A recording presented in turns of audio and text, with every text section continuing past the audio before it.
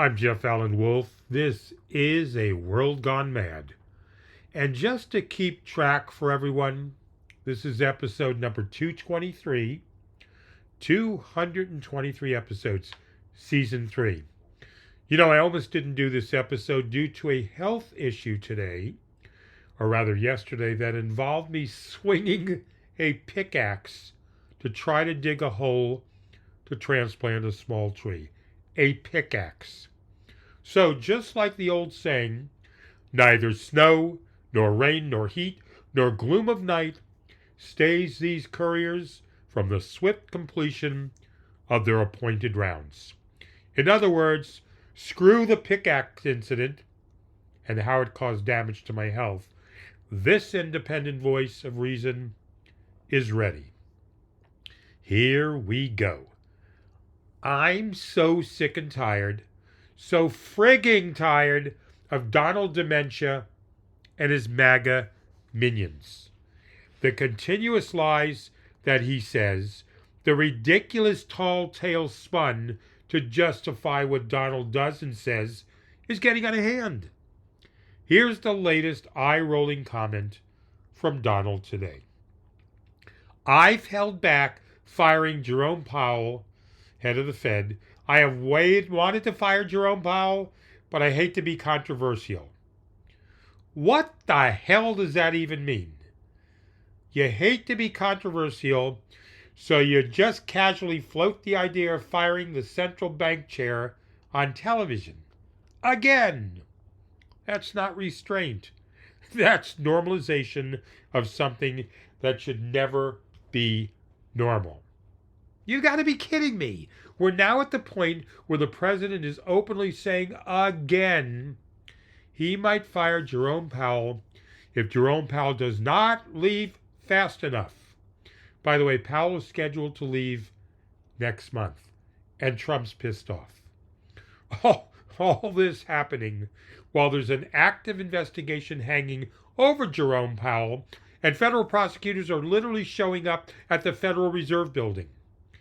Do you understand how insane that sounds when you say it out loud?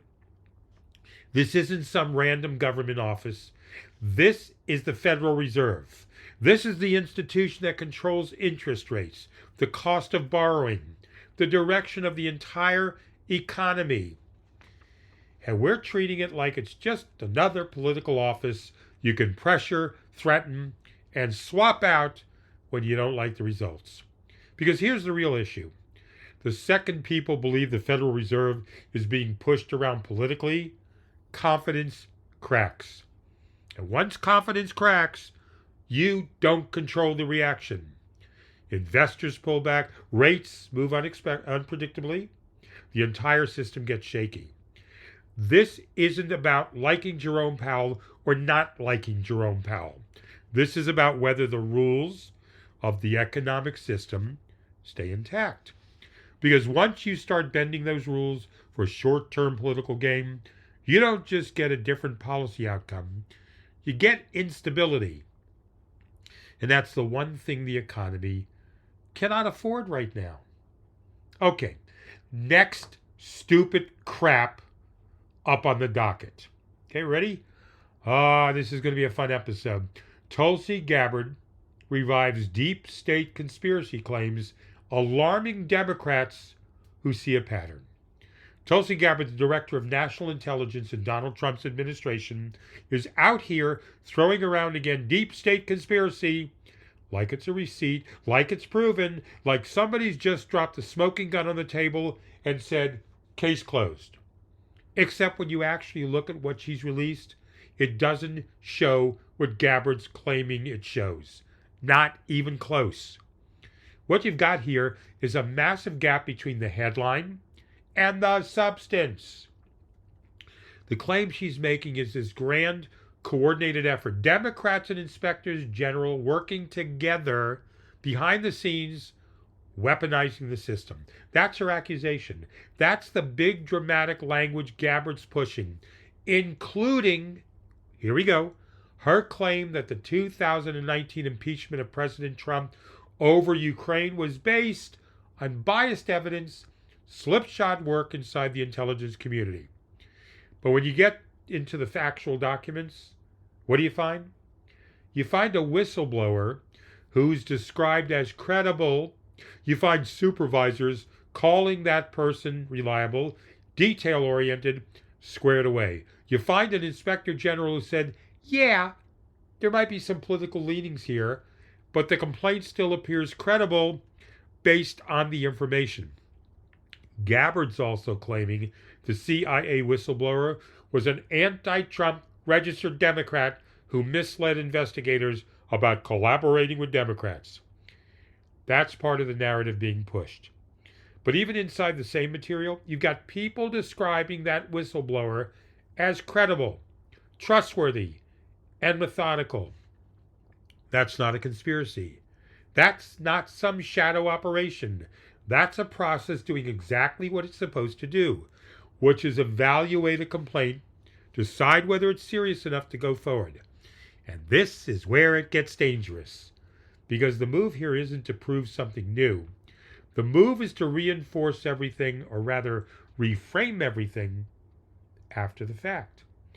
Now take something that's already happened, take something that's already been investigated, already debated, already voted on, and now suddenly say, no, that whole thing was fake.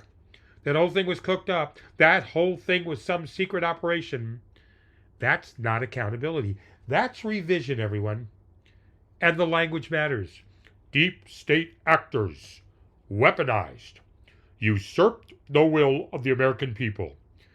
That's not careful analysis. That's narrative building. That's taking complicated institutional processes and boiling them down into something that sounds sinister enough that people stop asking for details. Because once you say deep state, you don't have to prove coordination. You just have to, suggest it. Once you say weaponized, you don't have to show how. You just have to imply intent. And suddenly the burden flips. Now everyone else has to disprove something that was never clearly established in the first place. Meanwhile, the underlying facts haven't changed. The complaint existed. It was reviewed. It was deemed credible enough to move forward. Multiple people described the whistleblower again as trustworthy. Those are the facts sitting right there in the same documents being used by Gabbard to claim the opposite. So what you're really watching here isn't new information. It's an attempt to reshape how old information is remembered. And that's the plan. Because if you can convince people that every investigation's political, every process is rigged, every outcome's predetermined, then nothing has credibility anymore.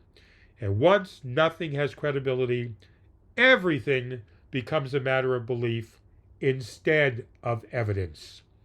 And that's where things start to break down fast. Next up, listen to this, Wolfpack. Yet another Republican clown who created a wonderful moment today. Roger Marshall said, I'm sorry, the gas prices are going up, but help is on its way, and your national security, yes, is even more important than your pocketbook. Roger Marshall, a United States Senator running for re-election, goes on national television and says that to us, the American people. Think about that for a second. He's not talking about theory. He's not talking about policy in a vacuum. He's talking to people standing at a gas pump, watching the number climb while they're filling their car, while they're doing the math in their head about what they can cut this week in their budget to afford it. And the message is basically, yeah, it's going up. Stop complaining. This, what we're doing, is more important. That's the translation. That's how it lands. Not, we understand your burden, not, we're going to erase the pressure. It's bluntly stated, shut the hell up, just accept it. Nobody is arguing that national security isn't important. I'm not, you're not. That's not the debate. The problem is using that as a shield to dismiss what people are feeling in real time. Gas prices aren't some distant ripple effect. They hit immediately. They hit directly. They hit people who don't have room in their budget to absorb it. And the tone's what makes it worse. That casual, almost struggling delivery of, I'm sorry, but this is how it is. That's not leadership, that's distance. That's somebody talking at people instead of understanding where they're at. Because when you tell people their pocketbook comes second, what you're really telling them is their day-to-day struggles are secondary. Their stress is secondary. Their reality is secondary. And that's a dangerous thing to communicate when you're asking those same people to keep trusting you. People are going to react to that. They should react to that.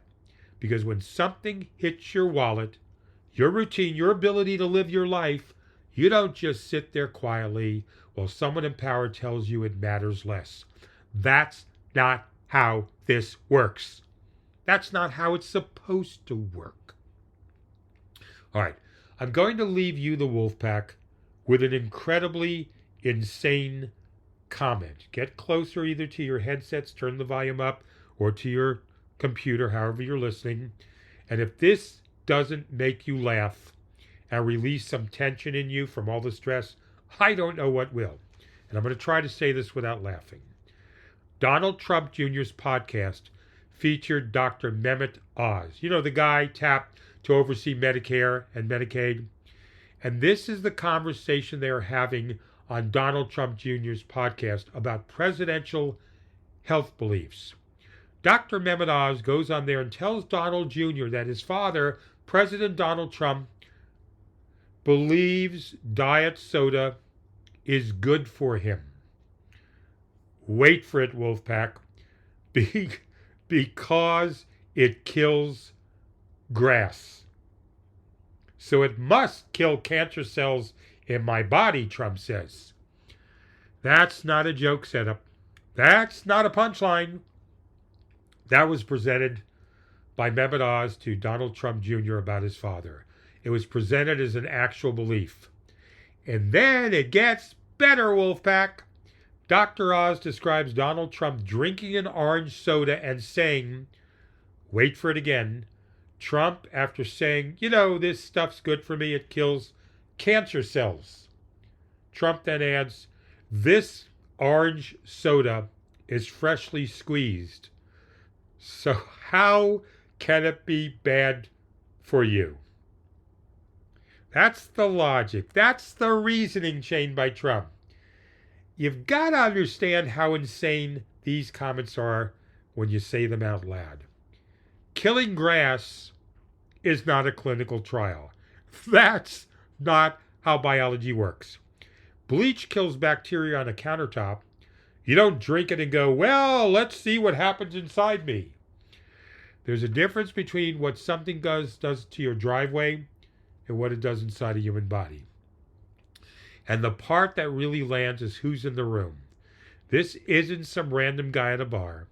This is Dr. Mehmet Oz, the person picked to run a massive federal health program, nodding along, telling the story to Donald Trump Jr. like it's just one of those quirky things. No pushback. No, that's not how cancer works.